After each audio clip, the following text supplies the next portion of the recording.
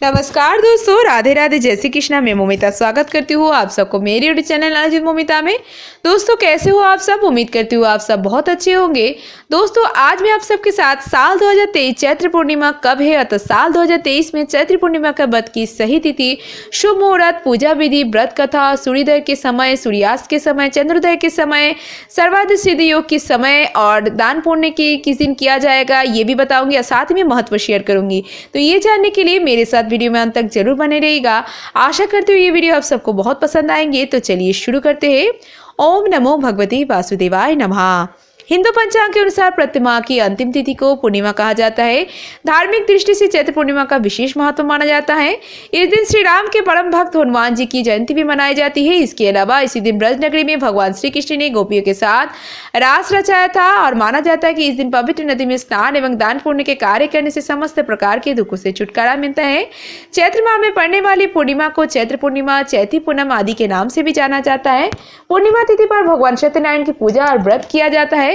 रात्रि के समय चंद्रमा की पूजा करके अर्घ्य देने के पश्चात व्रत का पारण किया जाता है। चैत्र पूर्णिमा के दिन नदी, तीर्थ और सरोवर और जल कुंड में स्नान करके दान करने से पुण्य की प्राप्ति होती है।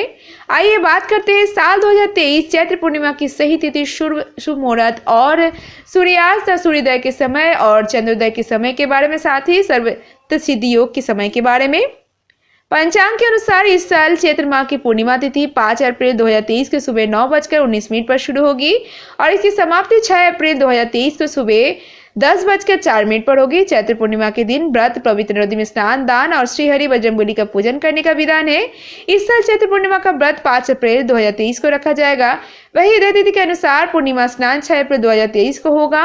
हनुमान जन्मोत्सव भी 6 अप्रैल 2023 को ही मनाया जाएगा और चैत्र पूर्णिमा के दिन सूर्योदय का समय होगा सुबह 6:07 पर और सूर्यास्त का समय होगा शाम 6:41 पर और चंद्रोदय का समय होगा 6:01 पर और सर्वाधिक सिद्ध योग बन रहा है इस दिन। तो इस सर्वाधिक सिद्ध योग का समय होगा सुबह 11:23 से 6 अप्रैल सुबह 6:06 तक और स्नान दान का काम आप 6 अप्रैल 2023 गुरुवार को कर सकते हैं। ये बहुत ही शुभ फलदायी होगा।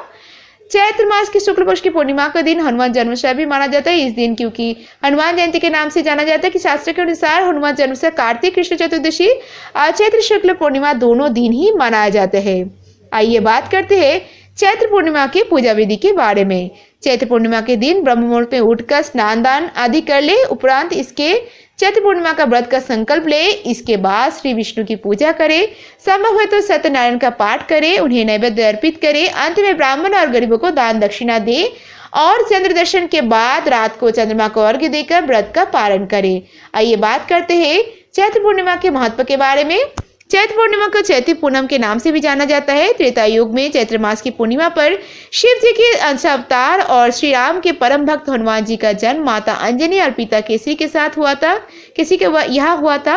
वही इसी दिन भगवान श्री कृष्ण ने ब्रज में गोपियों के संग रास रचाया था, जिसे महाराष्ट्र के नाम से भी जाना जाता है। मान्यता है कि चैत्र पूर्णिमा पर रात्रि में माँ लक्ष्मी का पूजन करने वालों के घर धन धान्य से भरे रहते हैं। वही इस दिन तिल, जल, वस्त्र, अनाज, मिट्टी की सुराई का दान करने वालों के समस्त कष्ट का नाश हो जाता है। इस बात का ध्यान रखें कि दान केवल जरूरतमंद लोगों तक ही पहुंचना चाहिए। आइए बात करते हैं चैत्र पूर्णिमा पर चंद्रमा की पूजा का क्या लाभ होता है। ज्योतिष शास्त्र के अनुसार पूर्णिमा तिथि के प्रभाव प्रत्यक्ष रूप से मनुष्य के मन और शरीर पर पड़ता है, क्योंकि चंद्रमा मन और द्रव्य पदार्थ का कारक माना जाता है। पूर्णिमा की रात चंद्रमा 16 कलाओं से परिपूर्ण रहता है। कहते हैं कि इस दिन व्यक्ति के मन पर पूर्णिमा का सर्वाधिक प्रभाव पड़ता है, जो उसे मानसिक शांति और आरोग्य प्रदान करता है। चैत्र पूर्णिमा के दिन हनुमान जी का जन्म हुआ था, इसलिए चैत्र पूर्णिमा का विशेष महत्व है। धार्मिक मान्यता है कि इस दिन भगवान श्री हनुमान प्रभु श्री राम के सहयोग के लिए धरती पर जन्म थे। मान्यता है कि इस दिन भगवान विष्णु और माता लक्ष्मी की पूजा करने से भगवान हनुमान की कृपा प्राप्त होती है। अगर आप भी इस दिन चैत्र पूर्णिमा का व्रत रखते हैं तो इस पौराणिक कथा को अर्थात इसका व्रत कथा चैत्र पूर्णिमा का जरूर सुने। इससे बहुत ही शुभ फलदायी होता है, शुभ माना जाता है। तो बात करते हैं चैत्र पूर्णिमा की व्रत कथा के बारे में। पौराणिक कथा के अनुसार एक नगर में सेठ सेठानी रहते थे। सेठानी रोजाना भगवान श्री हरि की पूजा भक्ति भाव से किया करती थी, लेकिन सेठानी का पूजा करना उसके पति को बिल्कुल पसंद नहीं आता था। इस कारण एक दिन सेठ ने उसे घर से निकाल दिया। सेठानी घर से निकलकर जंगल की ओर चल दी। रास्ते में सेठानी ने देखा कि जंगल में चारों आदमी मिट्टी खोद रहे हैं। ये देखकर सेठानी ने उनसे बोला कि आप लोग मुझे किसी काम पर रख लो। सेठानी के काम करने कहने पर उन्होंने सेठानी को नौकरी पर रख लिया, लेकिन सेठानी बहुत कोमल थी, इस वजह से उसके हाथ पर छाले पड़ गए।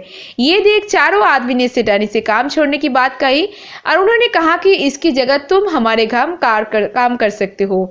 सेठानी के मान जाने पर वे उसे अपने घर ले आए। वहां वे चारों आदमी 4 मुट्ठी चावल लाते और उसे बांटकर खा लेते। ये देख सेठानी को बहुत बुरा लगता। इसे देख सेठानी ने उन चारों आदमी को 4 मुट्ठी चावल लाने को कहा।